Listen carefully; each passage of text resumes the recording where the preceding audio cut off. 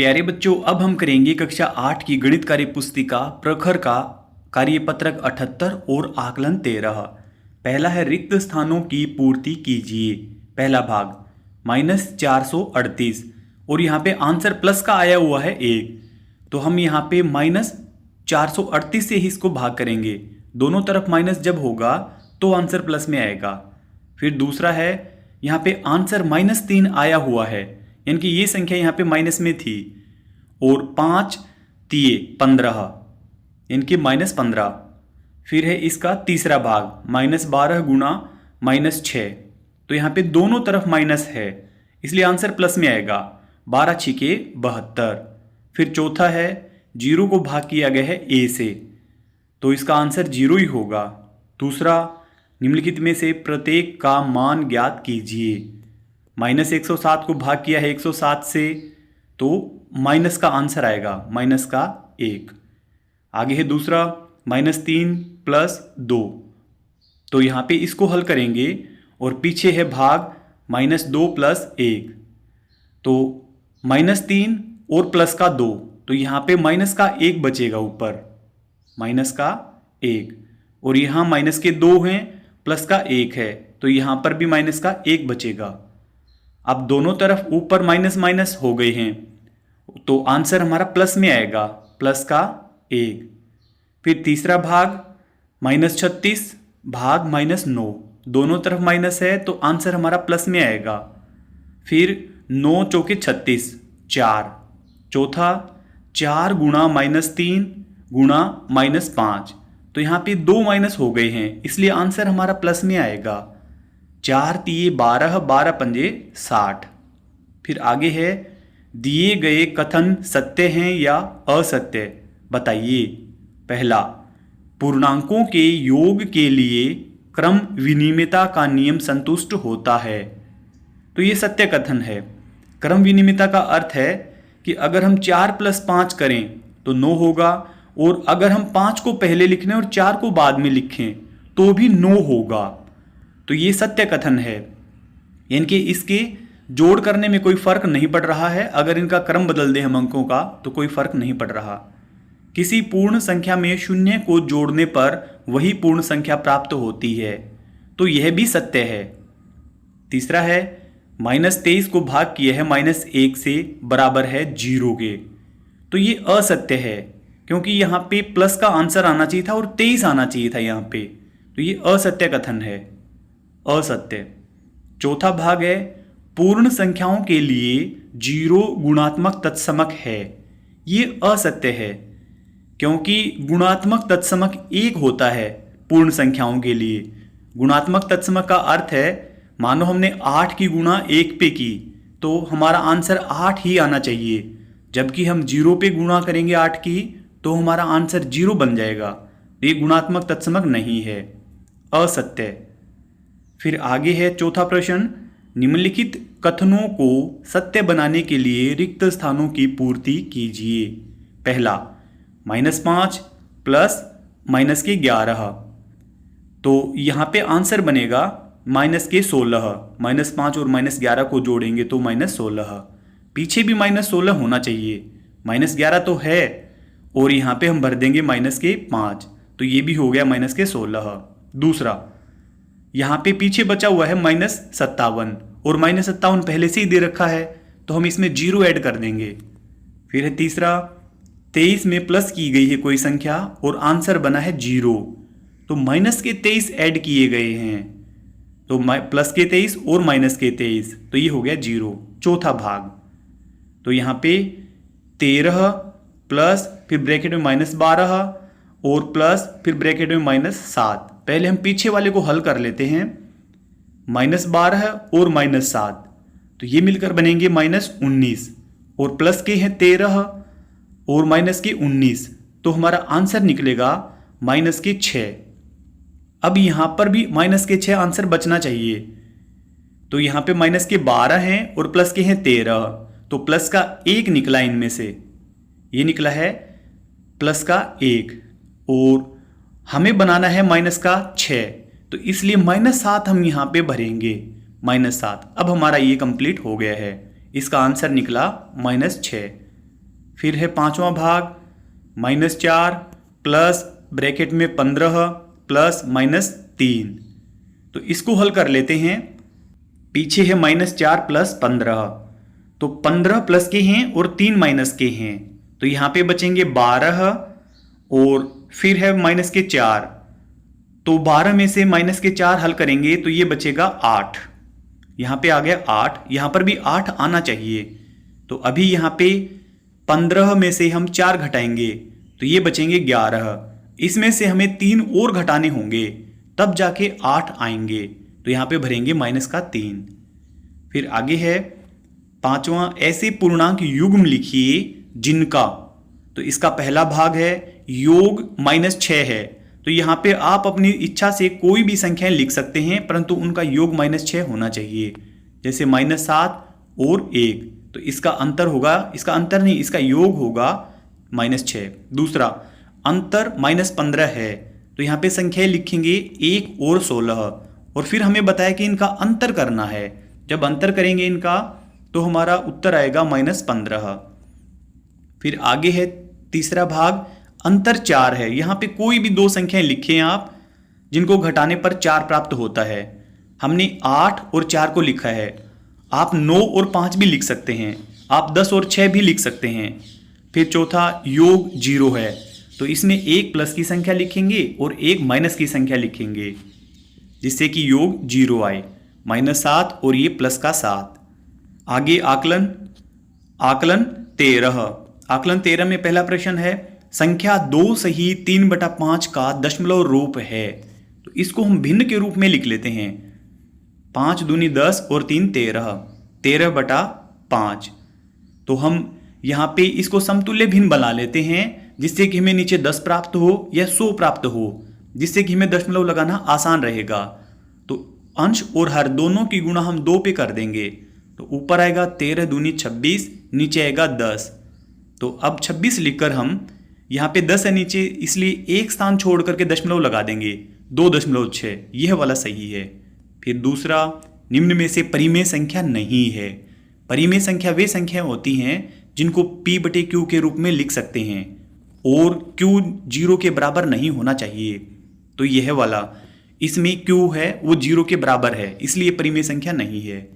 तीसरा, पूर्णांक संख्या -13 में से -17 घटाने पर हल होगा।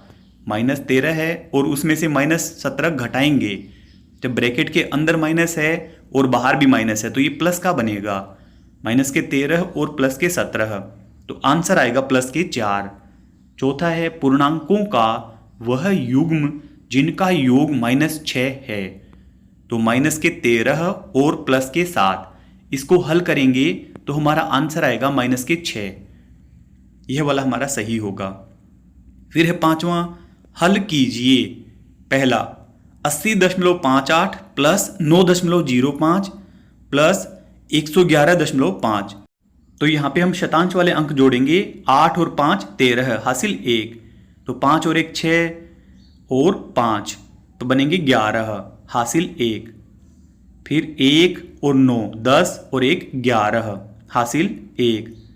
8 दाही वाले अंक जोड़ेंगे, 8 और 1 9, 9 में 1 जोड़ेंगे 10, 10 की 0। अब सैकड़े के अंक जोड़ेंगे तो 2। फिर आगे दूसरा है, 453 की गुणा करनी है 234 पे, तो 453 गुणा 234, तो 4 तिये 12, हासिल 1, 5 चौके 20 और 1 21, हासिल 2, 4 चौके 16 और 2 18। गुणज लगाएंगे, 3 तिये 9, 3 पंजे 15, हासिल 1, 3 चौके 12 और 1 13। अब 2 गुणज लगाएंगे, 2 तिये 6, 2 पंजे 10, 10 की 0, हासिल 1, 2 चौके 8 और 1 हासिल वाला 9। जोड़ लेंगे इसको, 2 9 और 1 10, 10 की 0, हासिल 1, 8 और 1 9, 9 में 5 जोड़ेंगे 14, 9 में 5 जोड़ने पे 14 और 6 20, हासिल 2, 2 और 1 3 और नीचे वाला 3, 6 9 और 1 10। तो यह बना इकाई, दहाई, सैकड़ा, हजार, 10,000, लाख। 1,06,002, 1,06,002। फिर इसका तीसरा भाग है 5688 को भाग किया है 24 से।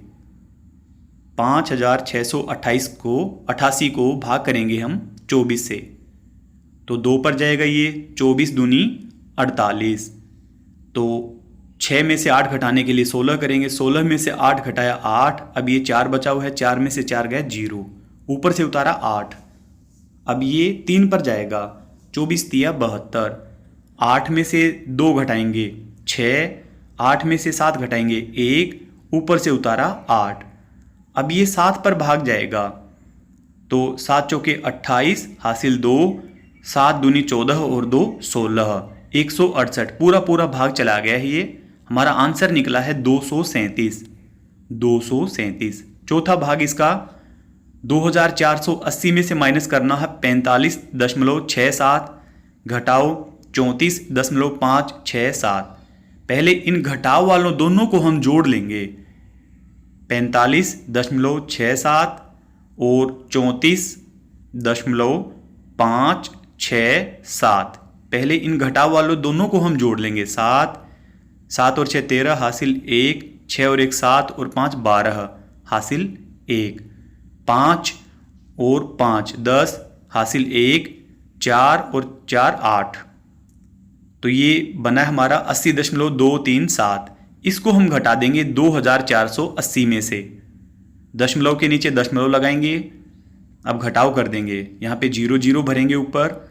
अब यहाँ पे हमें घटाना है 0 में से 7, हम यहाँ से हासिल लेते हुए आएंगे 8 में से 9 9 9 और फिर ये बना 10, 10 में से 7 घटाएंगे 3, 9 में से 3 घटाएंगे 6, 9 में से 2 घटाएंगे 7 दशमलव, फिर 9। अब 7 में से 8 घटेगा नहीं, हम 4 में से हासिल लेंगे, तो ये हो गया 17, 17 में से 8 घटाएंगे 9, फिर 3 और फिर 2, 2399.763, 2399.763। आगे है प्रश्न नंबर 6, हल कीजिए -2 गुना -4 गुना -4 गुना 3। तो यहाँ पे 3 बार माइनस आया है, इसलिए हमारा आंसर माइनस में आएगा।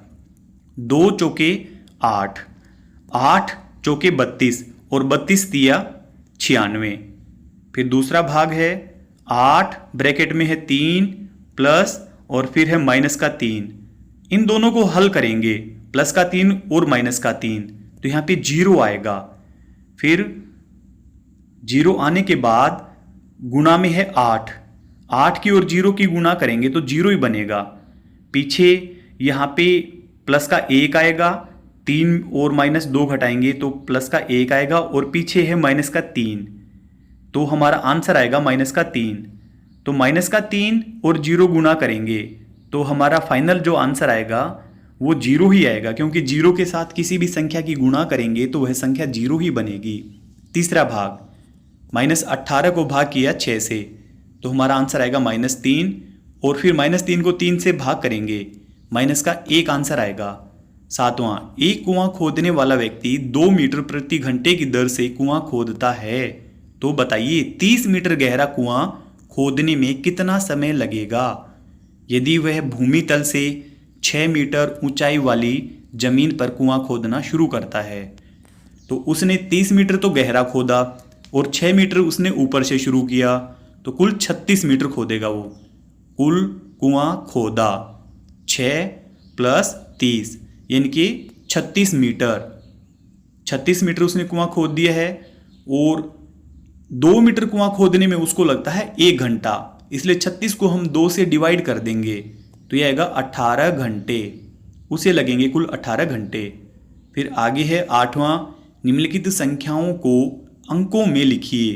पहला 40 लाख 4, तो लाख के स्थान पे 40, अब हजार के दोनों अंक 0 0, सैकड़े का अंक 0, दहाई का अंक 0 और पीछे 4। दूसरा भाग है 3,25,002, करोड़ के स्थान पे 3, लाख वाले दोनों अंक 0, 25,000, अब 25,000 भरेंगे, सैकड़े का स्थान 0 और दहाई का स्थान भी 0, और इकाई के स्थान पे आएगा 2। फिर आगे तीसरा भाग है 20,30,003, तो लाख के स्थान पे 20, फिर है 30,000, फिर सैकड़े का अंक यहाँ पे 0, दहाई का अंक भी 0 और इकाई पे आएगा 3। लास्ट वाला है चौथा 4 करोड़ 4, करोड़ के स्थान पे 4, लाख वाले दोनों 0, हजार वाले दोनों अंक 0, सैकड़े का अंक 0, दहाई का अंक 0 और फिर 4। इस वीडियो के डिस्क्रिप्शन में आपको मिलेगा हिंदी, गणित और अंग्रेजी तीनों विषय की वर्कबुक का लिंक। तो लिंक पर क्लिक करके आप पूरी वर्कबुक का हल एक साथ देख सकते हैं। अगर आपको हमारी वीडियो अच्छी लगती है तो चैनल को सब्सक्राइब जरूर कर लें। Thank you.